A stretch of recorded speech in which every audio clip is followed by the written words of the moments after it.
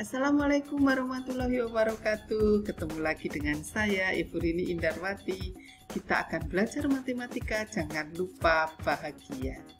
Oke, sebelum kita mulai, jangan lupa kalian like, kalian share, kalian subscribe, dan tekan tombol loncengnya. Oke, kali ini kita akan belajar tentang pengertian himpunan, yaitu akan dipelajari dengan siswa kelas 7. Pengertian himpunan, apa sih himpunan itu? Oke, yuk kita lihat. Himpunan itu apa sih? Ya. Nah. Oke.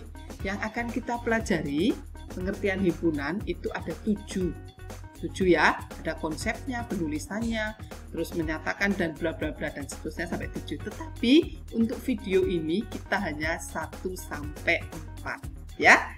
Konsepnya, penulisannya, menyatakannya, dan himpunan kosong dan sebagainya. Nah, konsepnya apa sih himpunan itu? Himpunan itu adalah kumpulan benda atau objek yang terdefinisi dengan jelas. Contohnya misalnya, saya ada beberapa contoh, ini ada 6 contoh. Misalnya kumpulan siswa berhijab.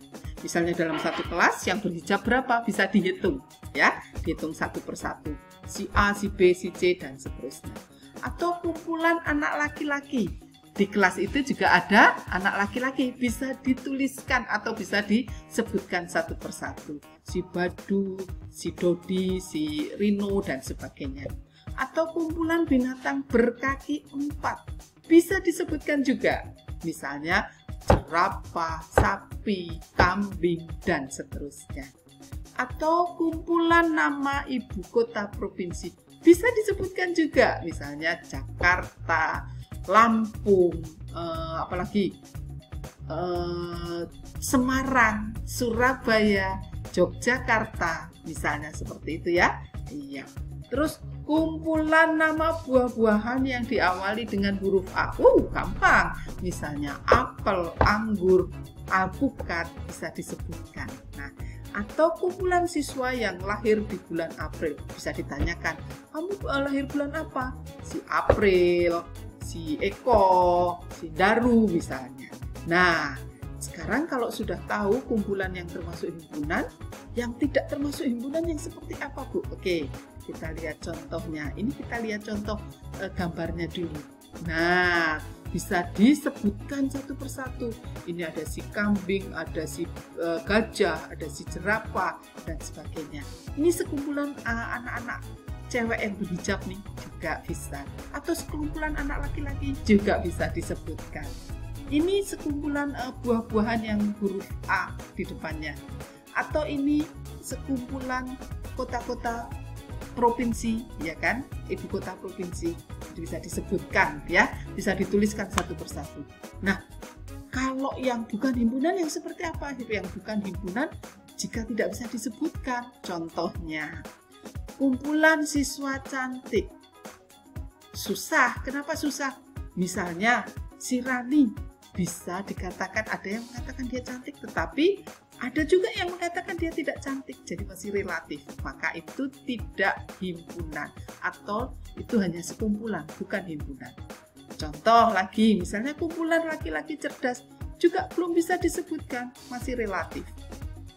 Sekumpulan orang kaya di Indonesia, nggak bisa disebutkan juga. Kenapa? Ada yang mengatakan si Badu kaya, tetapi ada yang mengatakan si Badu belum kaya, dia masih banyak yang lebih kaya dia dibanding si Badu. Nah, terus bisa nggak ini dijadikan himpunan? Bisa kalau kata-katanya diubah. Misalnya kumpulan orang-orang yang tabungannya, yang tabungannya lebih dari 1 miliar. Nah, baru bisa disebutkan, si Badu tabungannya lebih dari 1 miliar. Maka dia bisa disebut masuk ke himpunan yang tabungannya lebih dari 1 miliar. Tapi kalau orang kaya belum bisa. Kalau kumpulan makanan lezat juga belum bisa. Kenapa nggak bisa? Karena ada yang mengatakan misalnya pizza. Pizza itu ada yang bilang lezat, tapi ada juga yang mengatakan nggak doyan, nggak enak misalnya. Itu juga misalnya kumpulan buah-buahan yang rasanya manis. Ada yang mengatakan misalnya jeruk. mau dimasukkan. Nggak bisa, kenapa? Ada yang mengatakan jeruk itu manis, tapi ada yang mengatakan jeruk itu asam. Gitu ya. Atau sekumpulan nama-nama kota yang besar. Misalnya ada yang mengatakan Jogja itu kota yang besar, tapi ada yang enggak, Jogja mah kalah besar sama Surabaya, maka dia bukan bukan termasuk kota yang besar. Jadi masih nggak bisa disebutkan karena masih relatif. Ya, kalau masih relatif seperti itu, maka itu bukan himpunan.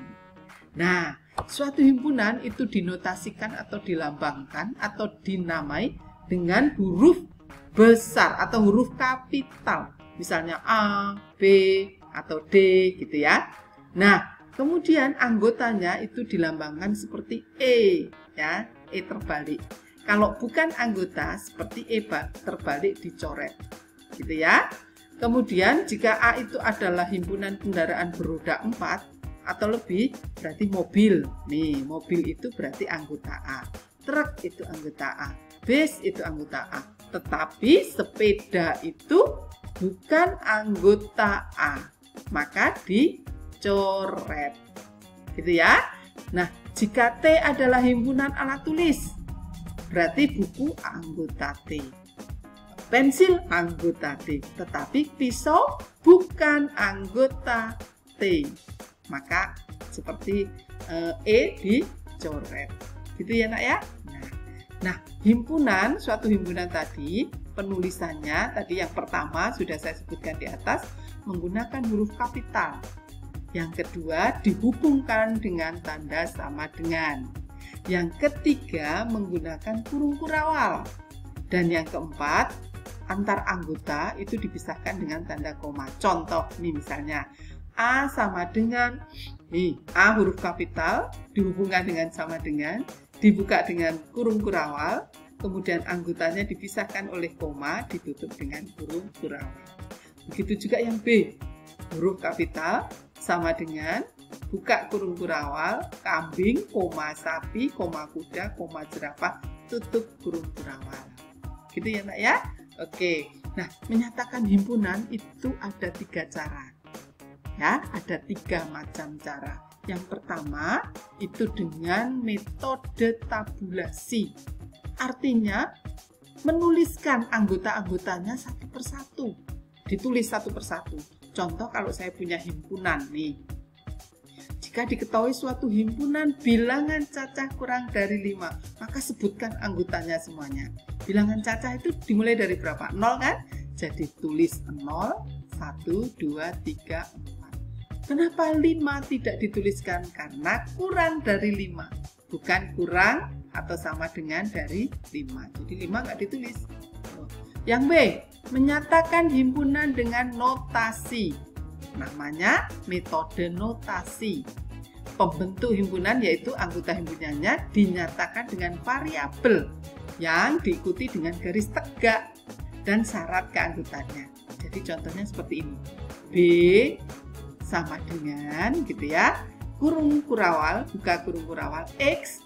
Nah, ini tanda tegak ini membacanya di mana. Jadi X di mana? X kurang dari 5 dan X itu anggota bilangan cacah. Gitu ya.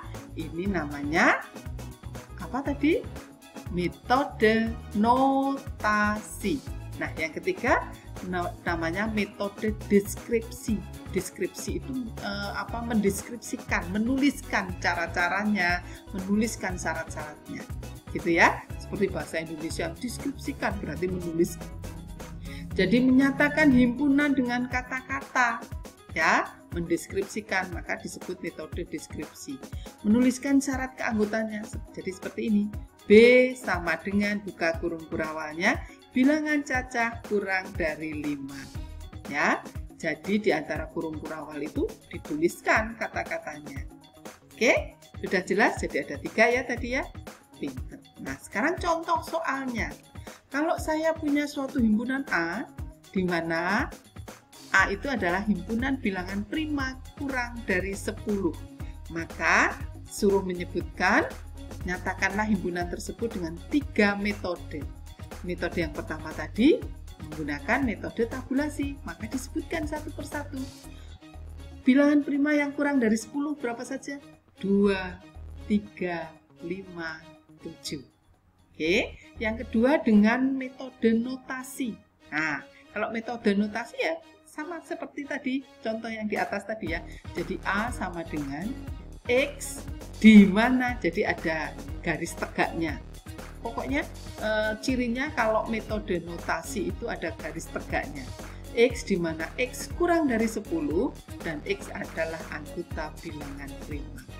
Sedangkan kalau metode deskripsi itu hanya kata-katanya di antara kurung kurawal buka dan kurung kurawal tutup. Jadi hanya A sama dengan kurung kurawal buka bilangan prima kurang dari 10. Gampang kan? Oke. Yuk kita lanjutkan sekarang tentang himpunan berhingga, tak berhingga, dan himpunan kosong. Yang himpunan berhingga, pokoknya cara gampangnya ada batasnya.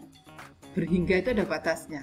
Jadi seperti ini, A sama dengan 1, 2, 3, 4, titik-titik. Diteruskan sendiri ya, sampai 25. Ini ada batasnya, sampai 25. Tapi kalau tak hingga nggak ada batasnya. Namanya aja tak berhingga. Jadi sampai panjang banget, nggak ngerti sampai kapan. Ya, tidak bisa dihitung. Kalau berhingga bisa dihitung, kalau tak berhingga nggak bisa dihitung. Jadi 1, 3, 5, 7 dan seterusnya nggak bisa dihitung. Nah, sekarang kalau himpunan kosong itu apa? Himpunan kosong itu yang tidak memiliki anggota satupun. Maka lambangnya ya ada di dalam kurung kurawal kosong, nggak ada apa-apa. Atau dilambangkan juga 0 ditarik garis. Gitu ya, dicoret, 0 coret. Contohnya, himpunan nama hari yang berawal huruf B. Ada nggak? Nggak ada, Bu. Oke, berarti himpunan kosong. Atau himpunan nama bulan yang lamanya kurang dari 28 hari. Ada nggak? Nggak ada juga, Bu. Maka itu disebut himpunan kosong. Atau bilangan prima di antara bilangan 8 dan 10. Bilangan di antara 8 dan 10 aja cuma 9. 9 itu bukan bilangan prima. Berarti himpunan kosong. Ngerti? Ngerti, Bu? Oke, yuk kita lanjutkan. Ini adalah latihan soal. Guru ini sudah siapkan ada 5 latihan soal. Silahkan kalian kerjakan. Boleh di screenshot, boleh dicatat, kemudian silahkan dikerjakan.